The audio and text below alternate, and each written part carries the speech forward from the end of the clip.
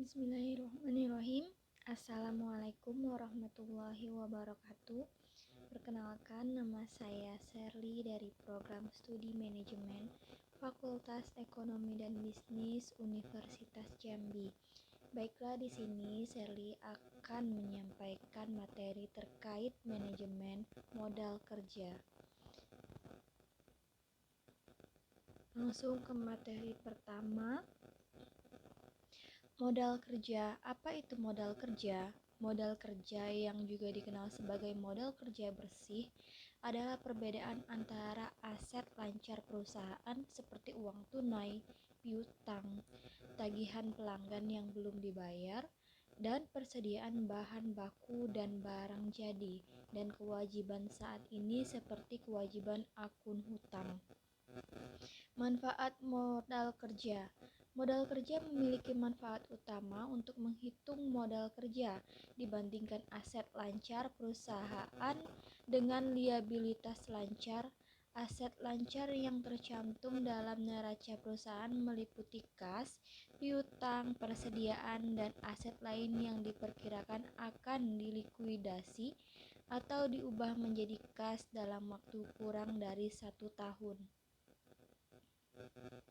Faktor-faktor yang mempengaruhi jumlah modal adalah yang pertama yaitu sifat umum atau tipe perusahaan, yang kedua waktu yang diperlukan untuk memproduksi atau mendapatkan barang dan ongkos produksi per unit atau harga beli per unit barang itu, yang ketiga syarat pembelian dan syarat penjualan, yang keempat tingkat perputaran persediaan, yang kelima tingkat perputaran piutang, dan yang keenam pengaruh konjungtur, yang ketujuh derajat risiko, selanjutnya pengaruh musim, dan yang terakhir kredit rating dari perusahaan.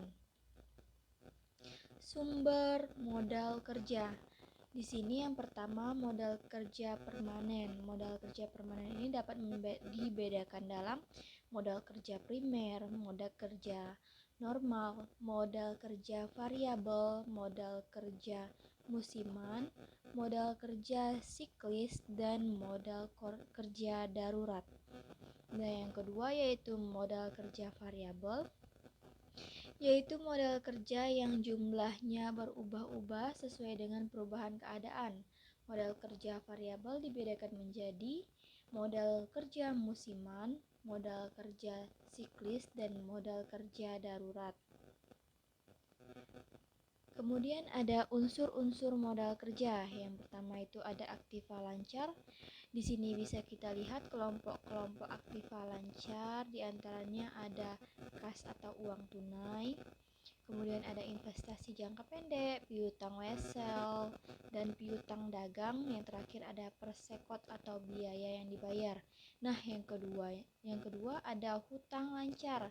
Di sini kita bisa lihat hutang lancar yaitu hutang dagang, hutang wesel, hutang pajak, biaya yang masih harus diurus, dan hutang jangka panjang yang segera jatuh tempo.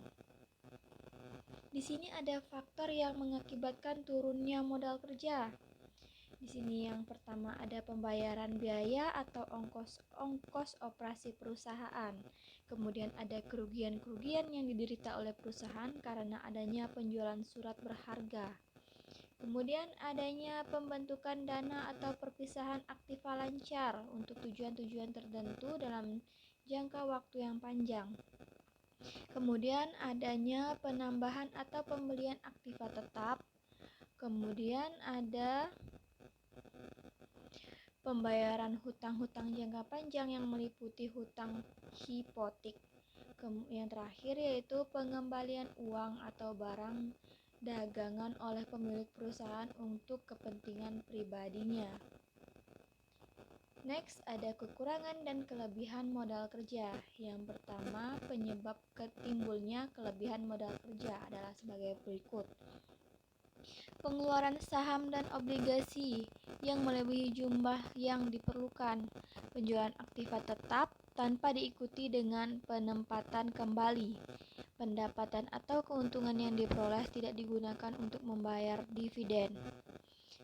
Selanjutnya, konversi operating asset menjadi modal kerja melalui proses penyusutan, tetapi tidak diikuti dengan penempatan kembali. Yang terakhir ada akumulasi dana sementara menunggu investasi, ekspektasi, ekspansi. Yang selanjutnya yaitu penyebab timbulnya kekurangan modal kerja adalah sebagai berikut. Yang pertama itu adanya kerugian usaha. Penyebab adanya kerugian usaha: adanya kerugian insidensial seperti turunnya harga pasar dan persediaan barang, kegagalan mendapatkan tambahan modal kerja pada waktu mengadakan perusahaan, usaha atau ekspansi. Selanjutnya, menggunakan modal kerja untuk aktiva tidak lancar. Dan ini seterusnya kebijaksanaan pembayaran dividen yang tidak tepat, kenaikan tingkat harga, dan yang terakhir ada pelunasan utang yang sudah jatuh tempo. Oke, itu tadi materi dari manajemen modal kerja. Jika ada kesalahan, saya mohon maaf dari penyampaian atau pengucapan kalimat. Saya akhiri, wassalamualaikum warahmatullahi wabarakatuh.